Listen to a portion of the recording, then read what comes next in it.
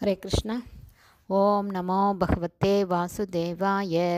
नारायणं नमस्कृत्यं नरं चैव नरोत्तमं देवीं सरस्वतीं व्यासं ततो जयम् उदीरयेत्। नष्टप्रायेषु अभद्रेषु नित्यं भागवत सेवया भगवती उत्तमश्लोके भक्तिर्भवति नैष्टकी। मुखं करोति वाचालं पङ्गुं लङ्कायते गिरिं यत्कृपातमहं वन्दे श्रीगुरुं दीनतारिणं परमानन्दमाधवं श्रीचैतन्य ईश्वरं।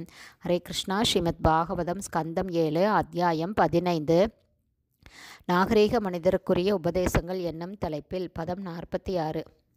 நோச்சேத் பிரமத்தம் அசத் இந்திரியவாஜி சுதா நீத்வ உத்பதம் விஷய தஸ்யோ நிக்ஷிபந்தி தே தஷ்யவக சகயசுதம் அமும் தமோந்தே சம்சாரகூப உருமிருத்யுபயே க்ஷிபந்தி.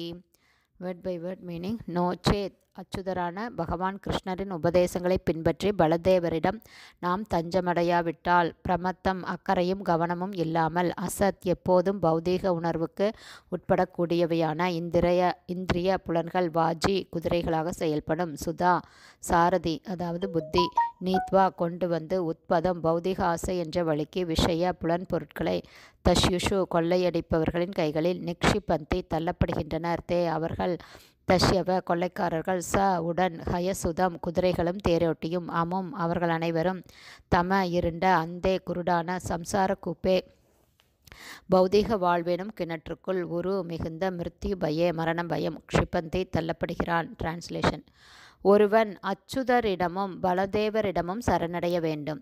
இல்லையென்றால் பௌதீக களங்கத்திற்கு உட்படக்கூடியவையும் முறையே குதிரைகளாகவும் சாரதியாகவும் செயல்படுபவையுமான புலன்களும் புத்தியும் கவனக்குறைவினால் தேர்போல செயல்படும் உடலை புலன் இன்பம் என்ற வழிக்கு கொண்டு வந்து விடுகின்றன.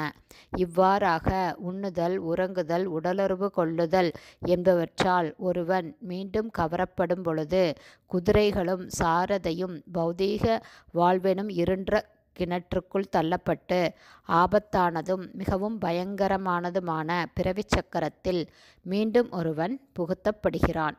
பர்பட் பை ஷில பிரபுபாத். ஜெய் ஷில பிரபுபாத். கௌரநித்தாய் அல்லது கிருஷ்ண பலராமரின் பாதுகாப்பில்லாமல் ஒருவனால் அறியாமை எனும் இருண்ட கிணற்றிலிருந்து வெளியேற முடியாது. இது இங்கு நோச்சேத் என்ற சொல்லால் சுட்டிக்காட்டப்படுகிறது. அதாவது ஒருவன் எப்போதும் பௌதீக வாழ்வெனும் இருண்ட கிணற்றிலேயே இருப்பான் என்பது இதன் பொருளாகும். ஜீவராசி நித்தாய் கௌர அல்லது கிருஷ்ண பலராமரிடமிருந்து ஆன்மீக பலத்தை பெற வேண்டும். கௌர நித்தாயின் கருணை இல்லாமல் அறியாமை என்னும் இந்த இருண்ட கிணற்றிலிருந்து வெளியேறுவதற்கு வேறு வழியே இல்லை. சைத்தன்ய சரிதாமிர்தத்தில் ஆதிலீலையில் பின்வருமாறு கூறப்பட்டுள்ளது. வந்தே ஸ்ரீ கிருஷ்ண சைத்தன்ய நித்யானந்தோ சகோதிதோ கௌடோதயே புஷ்பவந்தோ சித்ரௌ சந்தௌ தமோனுதௌ. அதாவது சூரிய சந்திரர்களைப் போன்ற ஸ்ரீ கிருஷ்ண சைத்தன்யருக்கும் பகவான் நித்யானந்தருக்கும் என்னுடைய பணிவான வணக்கங்கள். அவர்கள் அறியாமை என்னும் இருளை அகற்றி எல்லோருக்கும் அற்புதமான அருளை கொடுப்பதற்காக ஒரே சமயத்தில் கௌட தேசத்து தொடுவானத்தில் உதித்துள்ளார்கள் என்பதே இந்த சைத்தன்ய சரிதாமிர்த ஸ்லோகத்தின் பொருளாகும். இந்த ஜட உலகம் அறியாமை என்னும் இருண்ட கிணறாகும். இந்த ஜட உலகம் என்னும் இருண்ட கிணற்றினுள் விழுந்து கிடக்கும் ஆத்மா கௌரநித்தாயின் அதாவது கிருஷ்ண பலராமரின் தாமரை பாதங்களில் சரணடைய வேண்டும்.